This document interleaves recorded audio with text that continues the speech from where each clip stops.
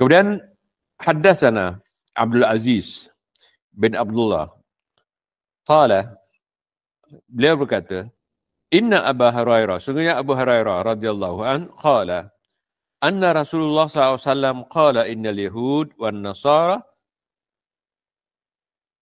la yasbaghun fakhalifuhum. Beliau berkata bahawasanya Yahudi dan Nasrani tidak mencelup atau tidak dye rambut mereka. Jadi rambut orang Yahudi kebanyakannya putih, kemudian atau sudah beruban tapi tidak dicelup. Maka kata Rasulullah SAW, selisihilah mereka. Yakni jangan tasyabuh dengan mereka. Supaya tidak tasyabuh, tidak menyerupai mereka, maka Rasulullah SAW suruh dye atau celup rambut yang putih kepada warna yang sesuai yang ada dalam hadis, sama ada warna hinai ataupun warna hitam. Hadis ini riwayat Al-Bukhari 2203. Jadi mencelup rambut hukumnya sunnah,